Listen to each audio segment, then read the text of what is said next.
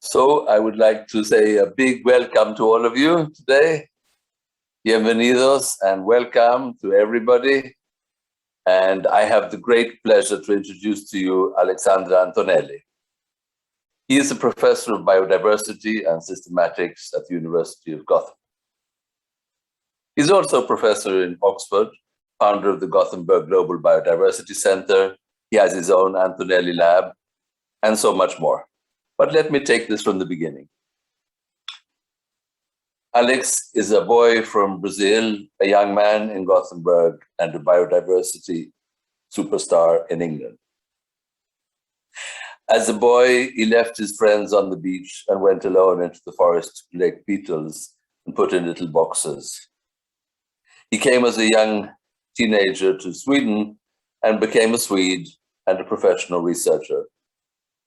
So good that one day he was offered the top job in the world of biodiversity, to lead Kew Gardens. He is now Director of Science at the Royal Botanical Gardens in Kew. Fantastic establishment with hundreds of scientists and a goal of preserving at least a large share of all species in some form of plants on Earth. Now he meets David Attenborough and Prince Charles, but he is still a father at home in Gothenburg, and at heart he is still a Brazilian boy, amazed by every new beetle. He is an unusual person, and he felt like an old friend the very first day I met him. I'm very pleased to introduce Alexandre. Thank you. Thank you so much, Thomas. That was by far the nicest presentation I've ever heard. That was really touching. Fantastic to be here today. I wish we could all be in the same room, same seminar, so we could really get to know each one of you, but hopefully there'll be time for a good discussion at the end. And I'd like to hear a bit your thoughts and get to know you a bit better. And also in terms of the program, it's an amazing set of talks. So congratulations, Thomas and your colleagues, for putting together this absolutely fantastic conference. It's a great honor for me to be here.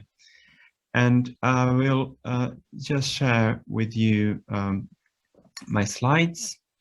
And I would like to, let's see here,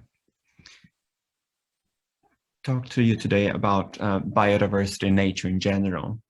And you may ask, why should we be talking about this before? And I know that you've had conversations and discussions and presentations around agriculture, around food security.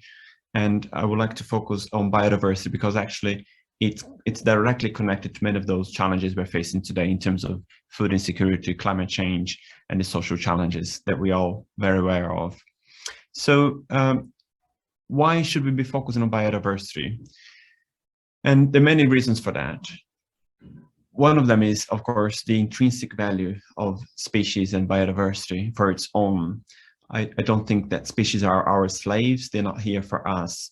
There's a moral duty of us preserving nature because we're just one among around 8 million other species on this planet. But of course, there's a whole range of benefits, direct contributions of nature to people. And that's each one of us, and in particular in some low-income, highly biodiverse countries where people are really connected to those ecosystem services or nature's contributions to people.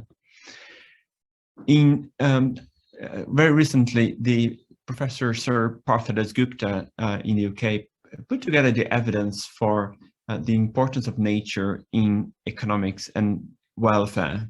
And as you see here in this diagram, everyone thinks about the produced capital of cities, such as infrastructure, buildings, roads, cars, and everything else. And that's things that humans produce.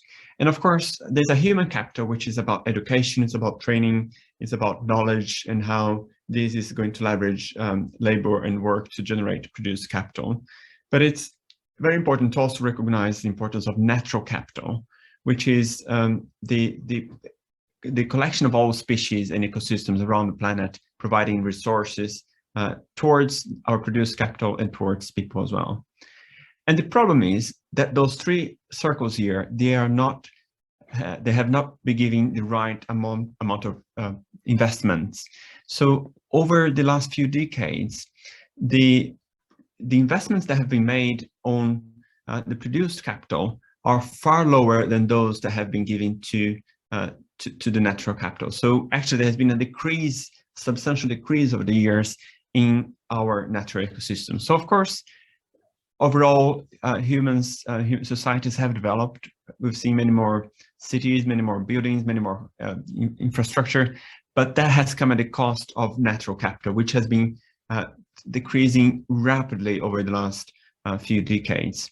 So the natural capital has been diminishing and has not been able to recover fast enough.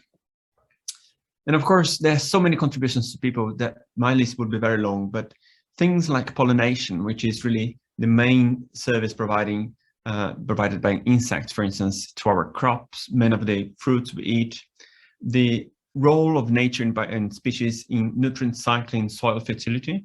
We are losing a lot of nutrients in soil and having to add new ones all the time, which is very energy demanding. The role of climate regulation. We all know that in a hot country, a forest is really a heaven for shade and cool and really much more appropriate conditions for not only animals but also we humans. The role of species such as trees and forests in regulating our water, so providing us with clean water and cleaning our air from pollution. The role in disease regulation, the role in preventing erosion, and the role that many of us also enjoy, not least during the pandemic, of being able to go to a green space and really relax, recharge our batteries, but also provide some ecotourism, financial incomes to people, local people. So this is just a short list of the many different contributions to people. And really, in many places, we know that nature can be a matter of life or death.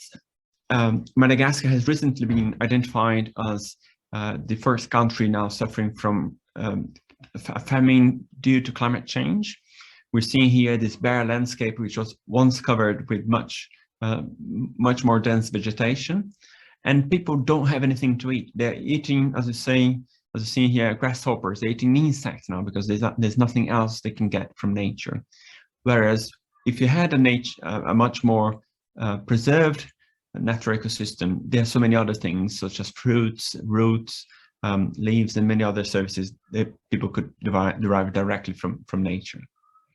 So what I'd like to do in this talk is to go through three aspects. The first one, to give you a sense of the loss of biodiversity that's happening now, and also touch upon what I mean by biodiversity. It may not be obvious to everyone on this call today.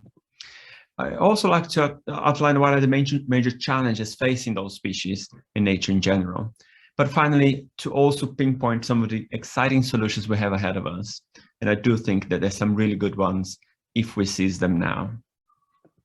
So biodiversity is many things. It's like climate. Climate is not only temperature, it's about rainfall, it's about seasonality, and so is biodiversity. Biodiversity is a concept that encompasses several different aspects, such as species, genes, evolution, functions, and ecosystems. I'm actually going to just publish a book in mid of next year, developing this a bit further, but I just want to walk you through a couple of those aspects. And the first one is the genetic diversity, what is in the genes. And this is, of course, important to acknowledge because not all species are equal, and some species have a lot of genetic variation. For instance, there are hundreds of different varieties of maize and rice and wheat, and some of them are much better adapted to different climatic conditions, and some of them are more tolerant to drought, for instance, or heat waves, to salt stress. And that genetic diversity is absolutely essential in order to really seize the conditions that are important for each region. And of course, with climate change, we also have to identify what are the varieties or the genes that are going to be most suitable to a future climate and future conditions. There is, of course, a huge focus on species diversity, so protecting as many species as possible. I just mentioned we had about 8.7 million species on the planet, many more being discovered every year. So every year, my colleagues in studying plants, they discover about 2,000 new species of plants every year, about 2,000 new species of fungi, and many more still to be discovered or described scientifically. Sometimes they're known by local people. And the problem is that although there's so many species on the planet, we are very dependent on too few of them now. It's not something that has characterized humankind for a long time. So over millennia, we've been eating many different sources of food, but nowadays there are just 3 plants which are rice, maize, and wheat. They're providing more than the staples for more than half the people on the planet, and that's of course really dangerous because it's just like cows. We're eating the same kind of diet, just 3 grasses, and with the global population expanding still, this is going to put serious risk to our future. And I'm just showing this figure here from a report we published last year called The State of the World's Plants and Fungi. And that's a report we produce every 2 or 3 years from Kew, in this case, including more than 200 collaborators in more than 40 countries, where we take the state of knowledge about plants and the opportunities ahead, and also sometimes focusing on fungi, since we are working on both plants and fungi at Kew.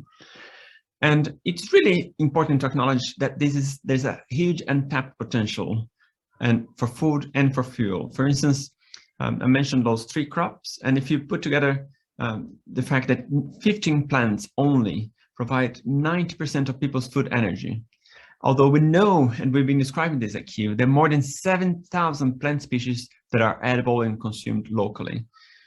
And when it comes to fuel, only 6 species provide 80% of the global biofuel, and over 2,500 species could provide clean energy for millions. You'll see here in the bottom right an aquatic plant, which is a pest. It's a South American aquatic plant, which has been spread into many tropical regions. And actually, we can tackle 2 problems at the same time. So invasive species, so we can use that pest to actually produce energy in Africa.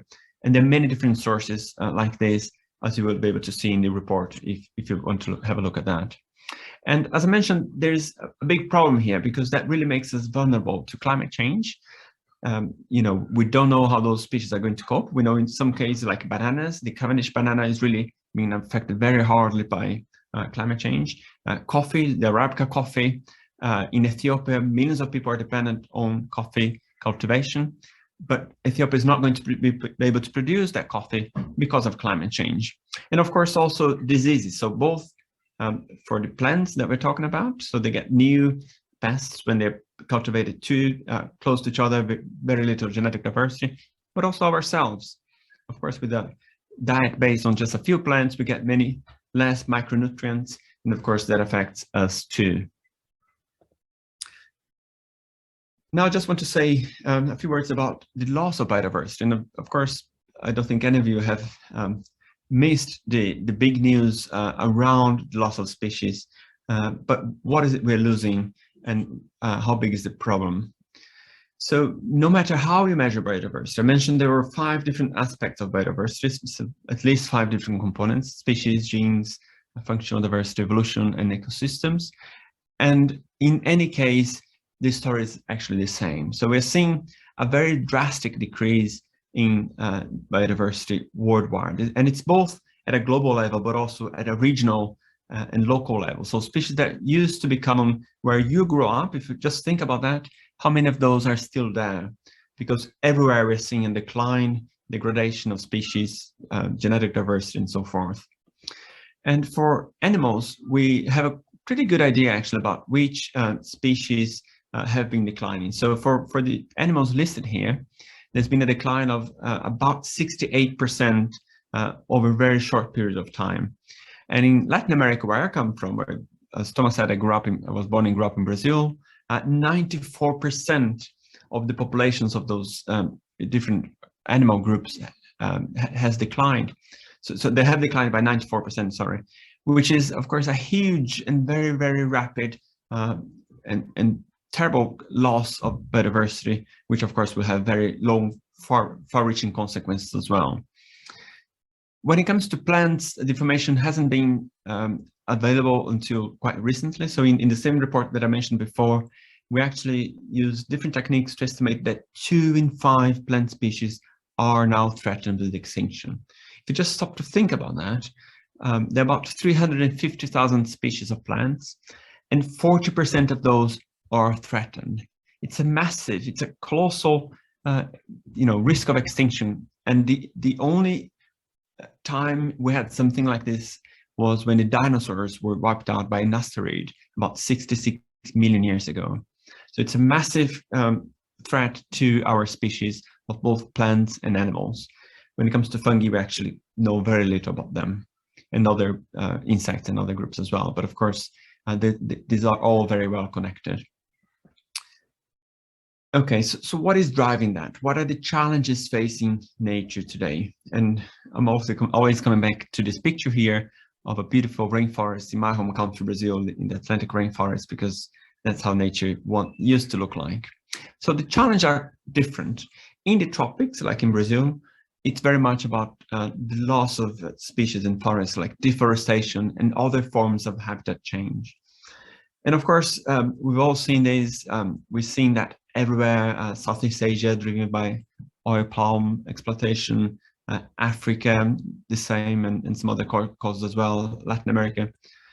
And the causes the drivers are going to be different in different regions. So even within the neotropics, so the American tropics, or this region here that I outlined on this figure, and that's the region where I have worked the most in my career, we're seeing here some different colors. So on the left-hand side, it's how much forest has been lost over the last 20 years. So just 20 years, you see all that red, and that's forest that is gone. And on the right-hand side, you see what are the main drivers of that. And in the central part here, the red part is the Cerrado, where commodity-driven deforestation is the primary cause. And that's mainly for cultivation of soybeans. In other areas, like the yellow region here, it's about shifting forms of agriculture, usually smallholder farmers. And the changes are everywhere. They're also here, where I am now in the UK, England has lost 90% of its natural wetlands. So it's not about pointing fingers to other countries, especially in the global south, but actually also realizing how much is lost everywhere. And of course, there's this. If you just think about what I'm showing now, you may be familiar with this image, and that's of course climate change. I'm just coming back from COP. I was there at the climate meeting in Glasgow for several days. It was very interesting to see how many leaders from all over the world coming to discuss how to tackle this major challenge. We all know the agreement at the end was contained some good elements, but of course was very far from actually stopping this figure here to get redder and redder. So it's basically a diagram showing for each year the mean nanotemperature with a color. So you see here that the last years have seen extreme weathers, and that's why it's so red. So if we just combine all the evidence we have from many, many years of research worldwide, the main drivers of biodiversity loss today are those in this order. So the first one is the change we're seeing in land and sea. And that's, as I said, deforestation, but it's also degradation of savannas, of wetlands, of mangroves. And of course, in the sea, it's about trawling, it's about fisheries that are really depleting the natural habitats. The second cause or driver is the direct exploitation of species. And that's, for instance, through hunting, a lot of animals in many different places, but it's also about legal trade. Asia, for instance, many species of amphibians and turtles, for instance, are traded illegally, many of them threatened. We also see plants being sold. Now, under the pandemic, the number just skyrocketed. Many people who lost their job or the income, they actually started selling very rare plants in South Africa, for instance, because they just needed to set up a Facebook account and start selling. And that's, of course, a huge problem. But also climate change. It's number 3. It's not the biggest one, but it's believed to increase over the next decades. And then we have problems such as pollution, which is huge, both chemical pollution, but also light pollution and sound pollution even. We have issues about invasive species. I showed one picture before of an aquatic invasive species, but also new diseases affecting species and even us. So there's a whole range of different drivers, and unfortunately, many of them are actually interacting with one another. So climate change, for instance, is making some of the other drivers even stronger, and there's a lot of synergy among them. And besides the direct drivers, which you see in the middle of this diagram here, we must acknowledge the indirect drivers. So the underlying conditions which make those drivers stronger or which make them interact as well. So I won't go through all this list here, but you'll see, for instance, things like governance. I'm sure many of you are much more knowledgeable about this than I am, but you know, things like conflicts and epidemics and how that affects the ability of conservationists and you know, people working on the ground or with policy to operate safely in different parts of the world. And of course, demographic factors such as population size and how to really feed a growing population. And so regions such as Africa and parts of Africa like Nigeria, which are seeing a drastic increase in the number of people, and finding sustainable ways of carrying and feeding them at the same time as we're trying to protect what's left of nature. It's a huge challenge, and we cannot underestimate that. But there are solutions. So I do think that we need to always highlight and discuss what are the solutions, because it's not, we're not saving the world by just having a doom and gloom message. I think that there are some really good opportunities ahead, and we need to seize them today. So when it comes to biodiversity, this diagram shows quite well, I think, what's at play now. So we've seen a massive decline, as the black line shows you here. And if we don't do anything, this decline will continue. And the future is going to look really, really bad for all of us. There will be very few species left. I've talked about, 40% of all plants. And nowadays, we believe that 1 million species are threatened with extinction.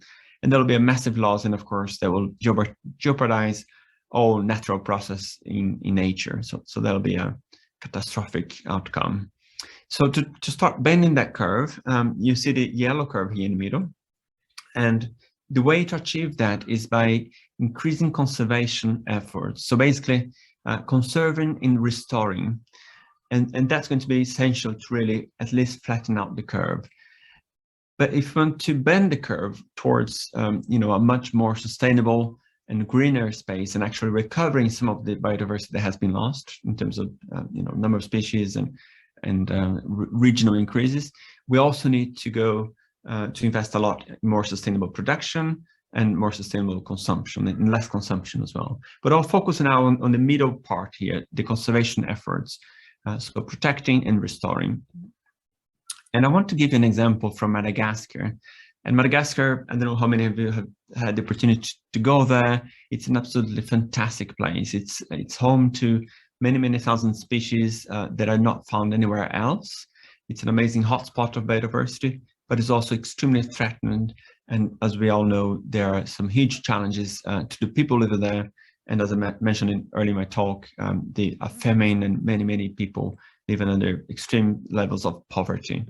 And the reason why I've been so interested in Madagascar is actually because I'm responsible for our group there. We have about 35 members of staff from Kew, all Malagasy, working in Madagascar with conservation and having a hands-on experience and knowledge about the system. So one thing we've done over the last year or so was to actually bring together all the knowledge we have about Madagascar and addressing this question about 30 by 2030. So 30 by 30, you may have heard of it. It's a major goal being discussed now as the next big biodiversity target for this decade. Is it too much? Is it too little? So we've compiled data from many different sources and seen that today, they're about 10% of the land which is protected formally, and about 2.6 that has been identified. So it's still far from 30%.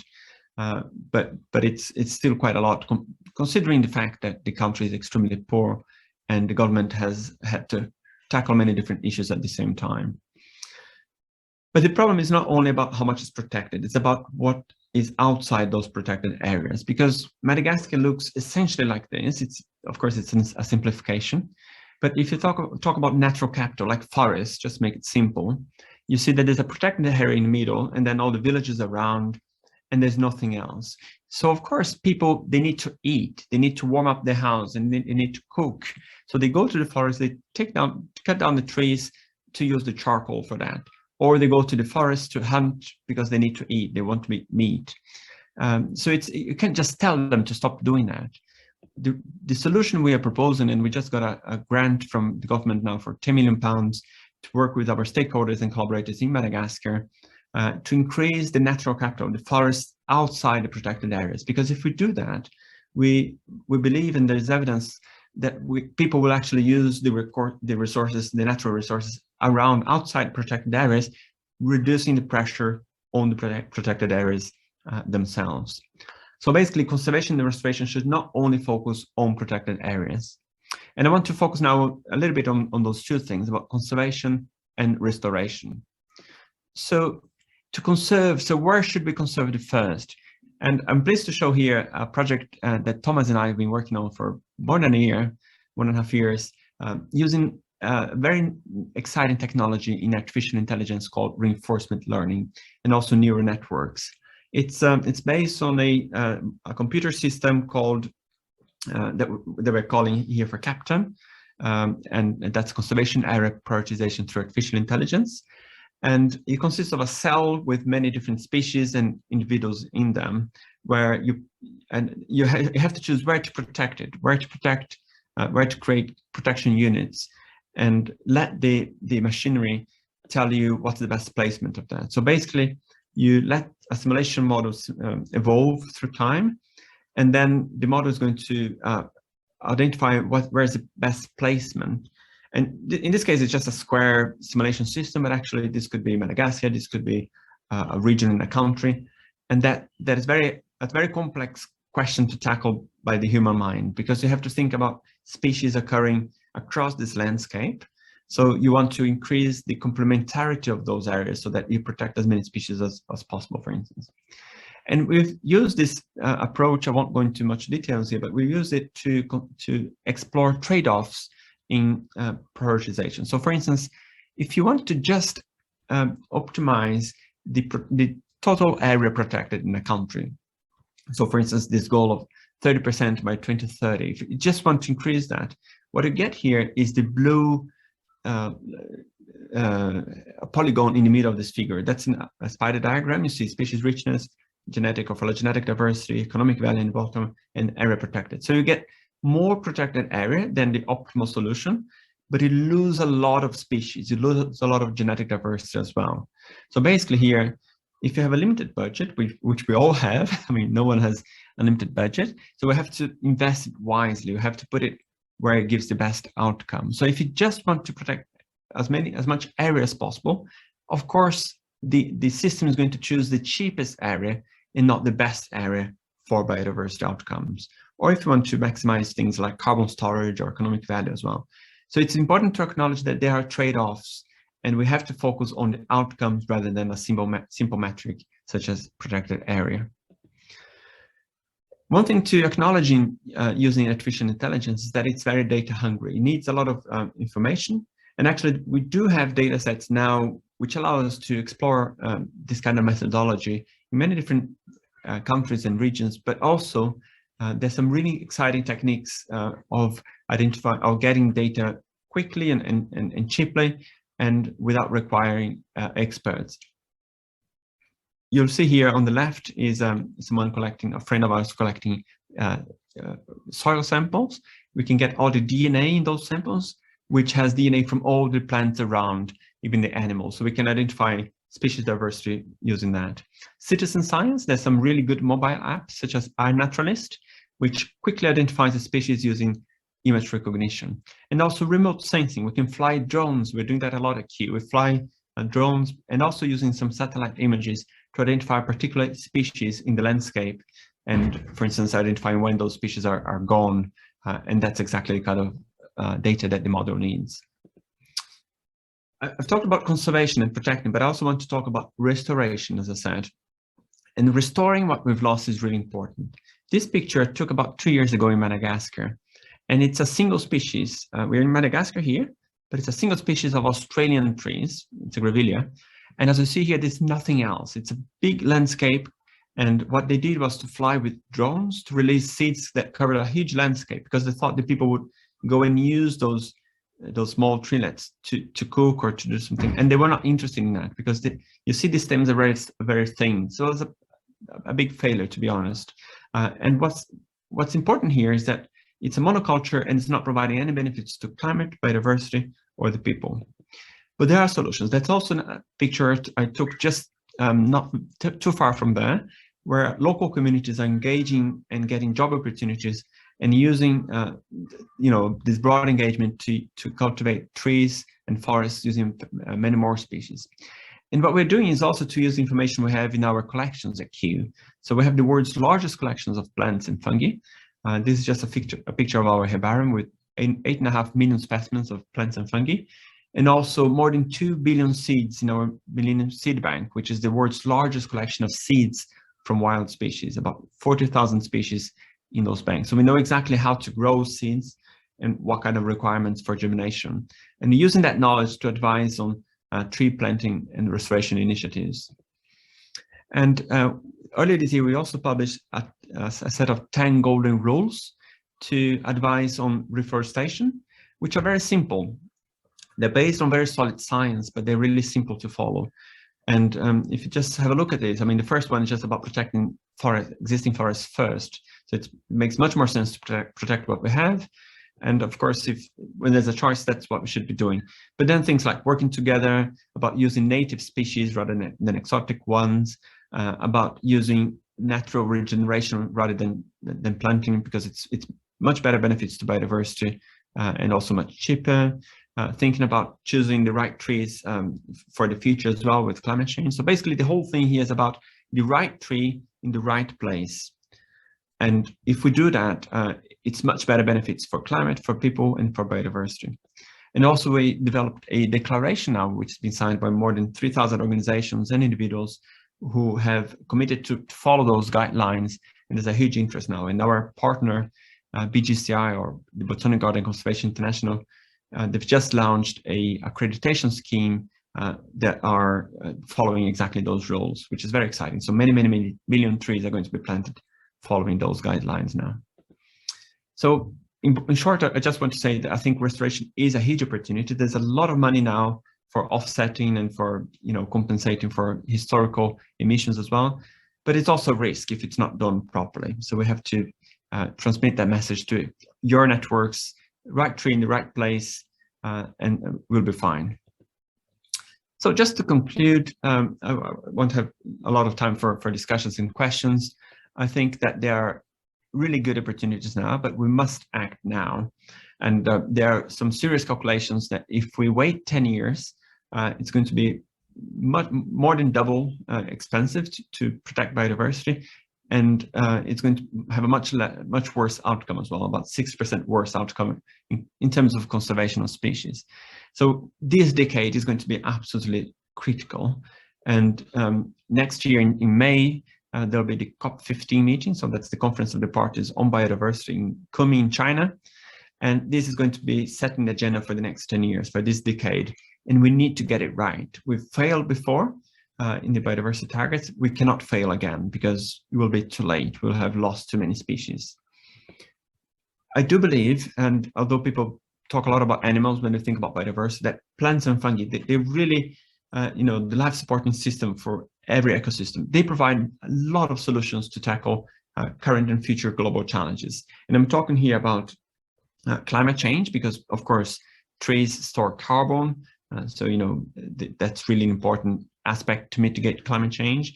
It's about food security. I hope I made the point that we cannot just keep eating 3 crops, providing most of the calories we eat. We have to use that much larger diversity of plants and fungi to feed our world.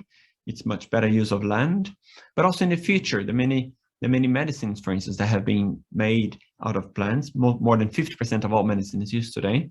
And also in the future, there will be new diseases, and some of them may have the cure, burning now in the Amazon.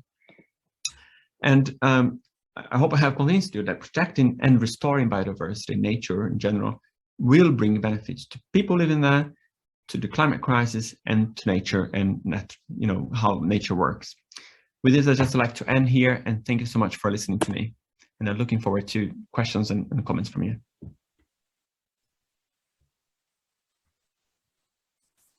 Thank you very much for a great presentation. That was very interesting, and I think we are all filled with questions, and you can read and take some from the chat yourself. I think one of the main focuses of the discussion, maybe we should try to think about how to collaborate between economies. We are a network of 95% economists. There are a few other professions as well, but it's mainly economists.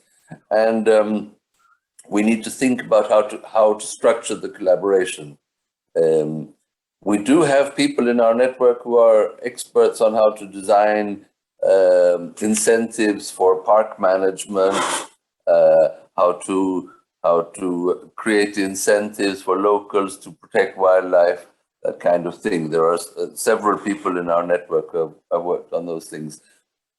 So I encourage you to send in more questions, and we can perhaps start a little bit by the first question from Alejandro, which was, what's your hypothesis why we rely on just a few plant species, and what are the risks if we start using new ones? Maybe we will inadvertently create problems there as well.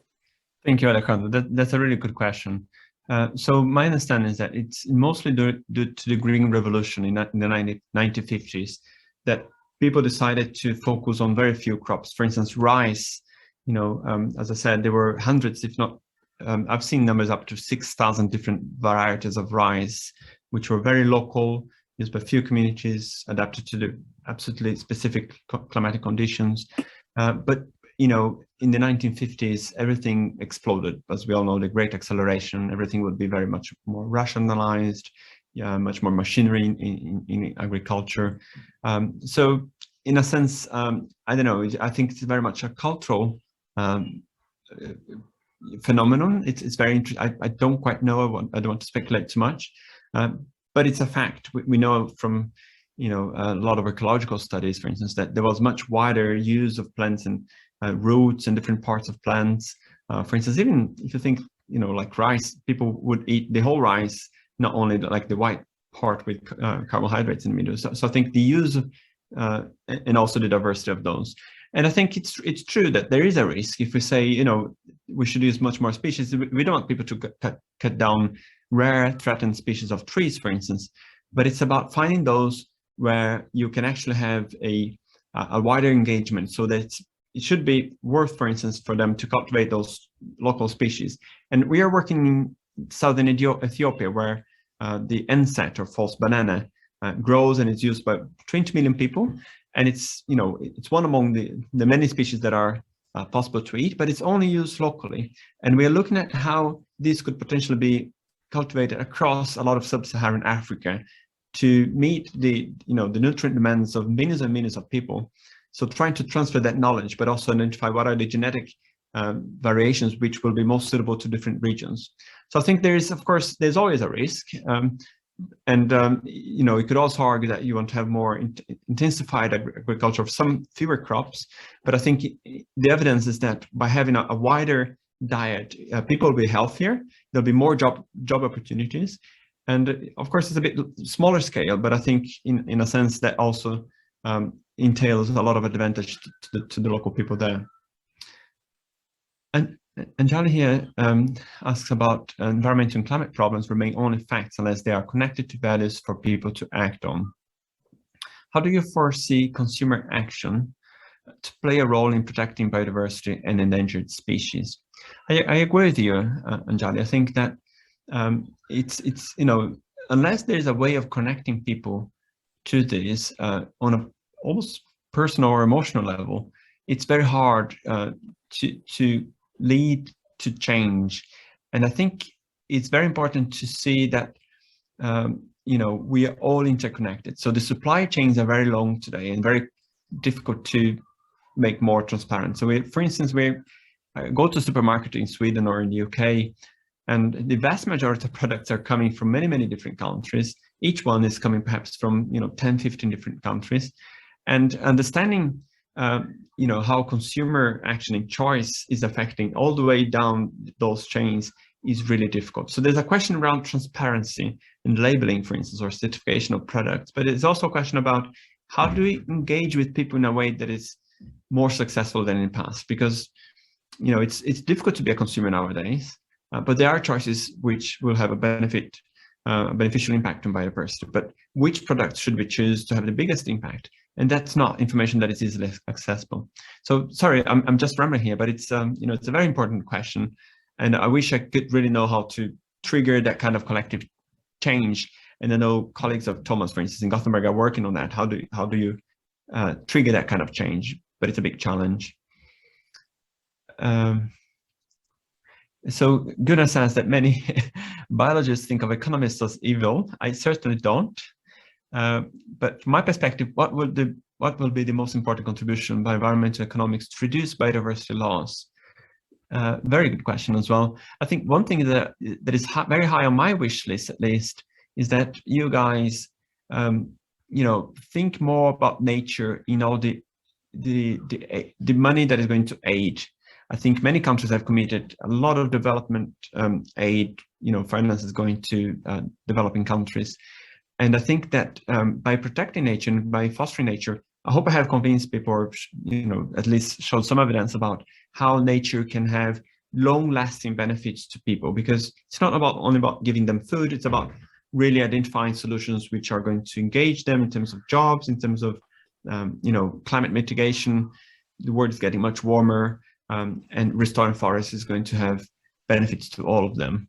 So perhaps, you know, let's work together. Let's talk to each other a bit more. You know, I'm very delighted to be here today, and perhaps you guys can come to our biological conference sometimes. And I think we need so much more interaction. And that's one of the many reasons I really enjoy working with Thomas, because I learned so much from him, and I think it's a lot of mutual discussions, which is beneficial. And then Antonelli asks, how do current global food habits and diets interact with biodiversity preservation? Well, food habits, I think one thing is about waste. As we all know, about 25% of all food is wasted to the trash bin.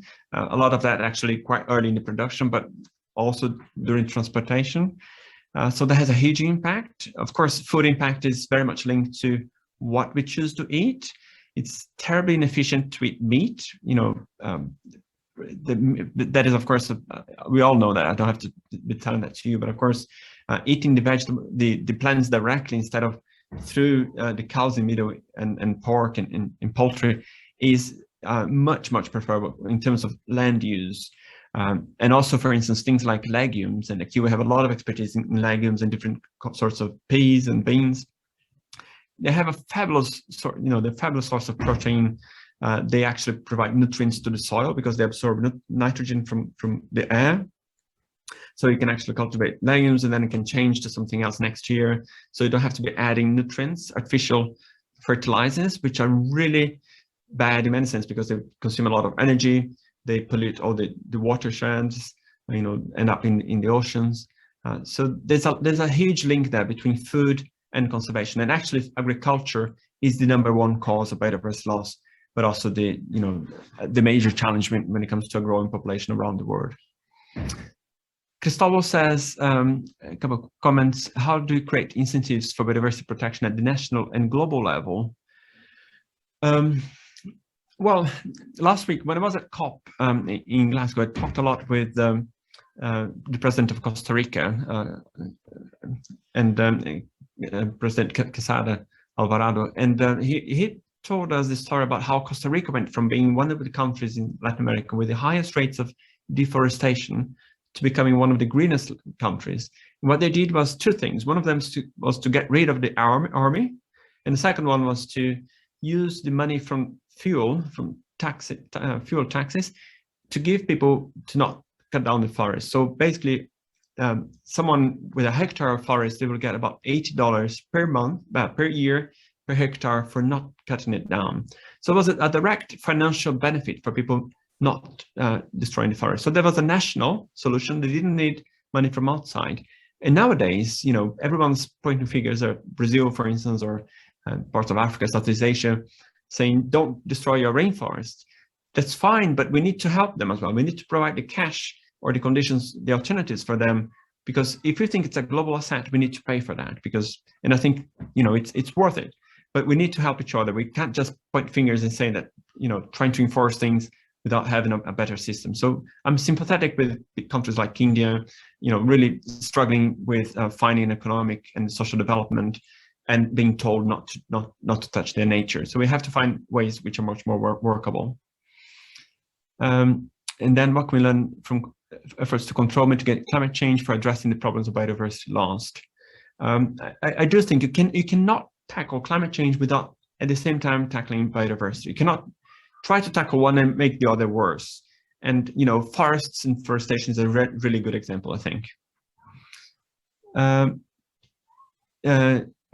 Nimika said that indigenous people were not mentioned in the Tangled rules. Actually, they are. So in the paper, it's very much about using traditional knowledge and engaging with local communities. So please do have a look at that. And I fully agree with you. It's absolutely essential that we use that knowledge, which is so important. And I think a lot of scientists have ignored a lot of the traditional knowledge, and that's really bad. And then Eric is asking, what's a general recommendation to forest owners for managed border forests such as Sweden in tropical forests to avoid biodiversity loss and contribute to increased biodiversity? What should those forest owners do? It's a good question. It depends, of course, on your conditions. If you have a lot of forests, you have little forests, and I understand that there is of course a need of economic production and paper and all the other forestry products. At the same time, as we have very few forests which are really old and highly diverse in countries such as Sweden that you're mentioning here, and we're losing them really fast. So we absolutely need to protect those last remnants because they have a disproportionate amount of species and diversity in them, carbon storage and all that. So we can focus on more intensive production elsewhere.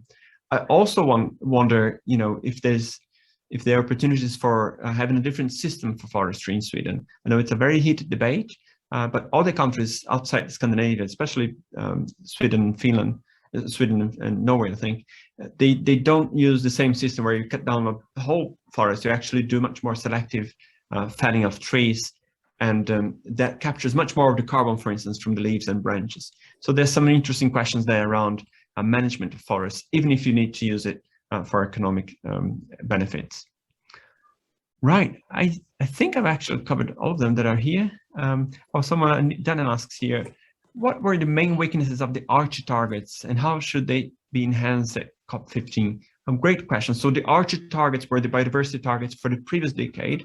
So there was 2011 until 2020. Not a single one of those, I believe there were 20, not a single one of those were fully met, which is, it's terrible. It's really bad. We need to find, we cannot do that again. So I think just as with the climate COP, I think we absolutely need a financial system which directly supports delivery. We need this to be implemented in the legislation. When I was at COP last week, I talked to the president of Colombia as well, and they really want to have that in the law, because you cannot have a new president, a new leader, change their mind and not wanting to follow up on a previous target, international target. So we have to have that in the legislation as well. Okay, I think that was the last question, and I think the time is up now. So I'll give the word back to Thomas. Thank you very much. Now, if we had been, in Cape Town or in Dar es Salaam or in Bogota or something, we would have given you not only a big round of applause, but also a hug and a beer, and it would have been much nicer. But at least we can all applaud. And I see from the comments that everyone was very happy and impressed and learned a lot. And I'm hoping this is not just once a plenary, but the beginning of a collaboration, because I think we really need much more serious collaboration with ecologists. I don't know if anybody else from the organization has any final last word. Otherwise, I would just like to thank you, and we are all off to our individual sessions. Thank you very much, Alex. Thank you. Thomas. Uh,